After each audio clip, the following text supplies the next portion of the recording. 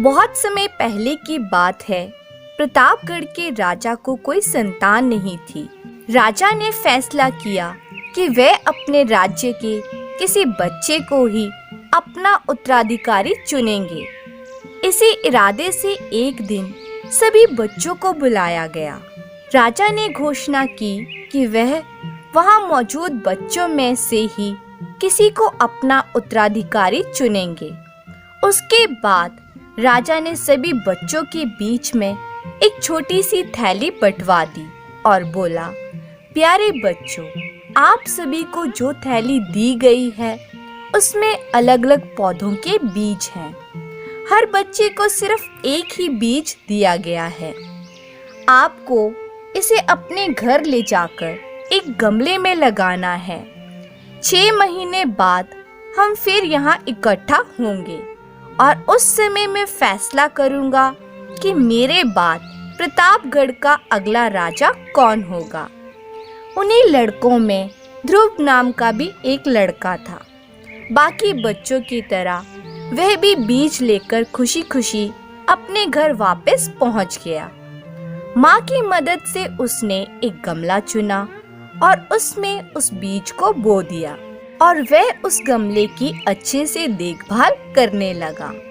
दिन बीतने लगे, पर हफ्ते 2 हफ्ते बाद भी ध्रुव के गमले में पौधे का कोई नामो निशान नहीं था। वहाँ अब आसपास के कुछ बच्चों के गमले में पौधे दिखने लगे थे।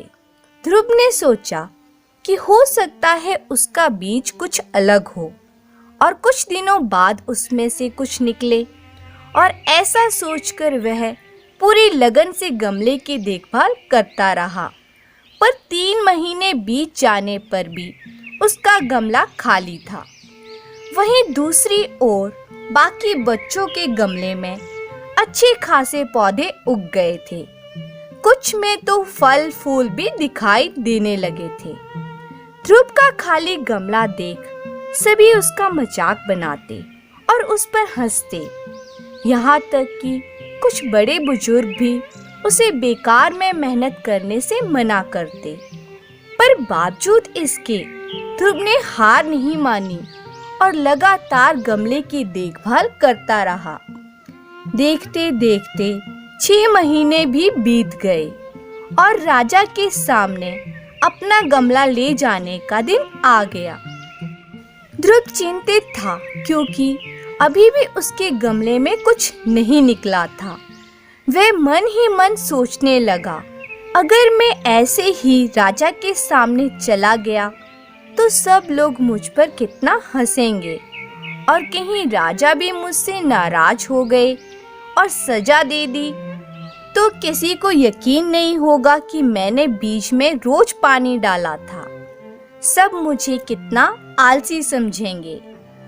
माँ ध्रुव की परेशानी समझ रही थी। उसने ध्रुव की आंखों में आंखें डालकर कहा, बेटा, नतीजा जो कुछ भी हो, तुम्हें राजा को उसका दिया हुआ बीज लौटाना ही चाहिए। जो दिन तय हुआ था उस दिन सभी बच्चे राजमहल के मैदान में इकट्ठा हो गए। वहाँ एक से बढ़कर एक पौधों का अंबर लगा था। रंग बिरंगे फूलों की खुशबू से पूरा महल सुगंधित हो गया था। ध्रुव का खाली गमला देखकर बाकी बच्चे उसका मजाक उड़ा रहे थे कि तभी राजा के आने की घोषणा हुई। सभी बच्चे शांति से अपनी जगह खड़े हो गए। सबके अंदर बस एक ही प्रश्न चल रहा था कि कौन बनेगा राजा। राजा बच्चों के बीच से होकर आगे बढ़ने लगे। वे जहाँ से भी गुजरते बच्चे तनकर खड़े हो जाते और अपने आप को योग्य उत्तराधिकारी साबित करने की कोशिश करते। तमाम खूबसूरत पौधों को देखने के बाद राजा की नजर ध्रुव पर पड़ी। राजा ने पूछा, बेटा, क्या हुआ? तुम्हारा गमला खाली क्यों है? ध्रुव कुछ हिचकिचाहट के साथ बोला, महाराज, मैं रोज इसमें पानी डालता था, धूप दिखाता था। 6 महीने तक मैंने इसकी पूरी देखभाल की, पर फिर भी इसमें से पौधा नहीं निकला। राजा बाकी गमलों को देखने के लिए आगे बढ़ गया और सभी गमले देखने के बाद राजा ने बच्चों को संबोधित किया। आप लोगों ने खुद को साबित करने के लिए कड़ी मेहनत की। ज्यादातर लोग किसी भी कीमत पर राजा बनना चाहते हैं, लेकिन एक लड़का है जो यहाँ खाली हाथ ही चला आया। ध्रुव, तुम यहाँ मेरे पास आओ। सबके सामने इस तरह बुलाया जाना ध्रुव को कुछ अजीब लगा। वे धीरे धीरे आगे बढ़ने लगा। जैसे ही राजा ने उसका गमला उठाकर बाकी बच्चों को दिखाया, सभी बच्चे हंसने लगे। राजा ने ऊंची आवाज में कहा, शांत हो जाइए।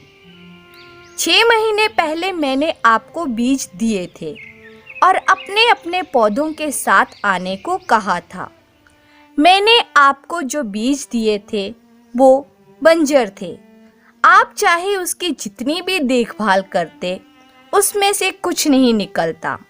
लेकिन अफसोस है कि आप सबके बीच में बस एक ध्रुव ही ऐसा है जो खाली हाथ यहाँ उपस्थित हुआ है। आप सबको उससे सीखना चाहिए।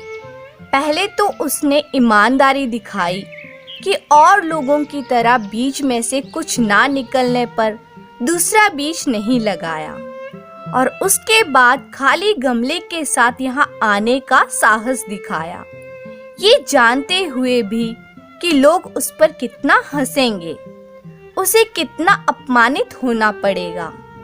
मैं घोषणा करता हूँ कि ध्रुव ही प्रतापगढ़ का अगला राजा होगा। यही उसकी ईमानदारी का फल है।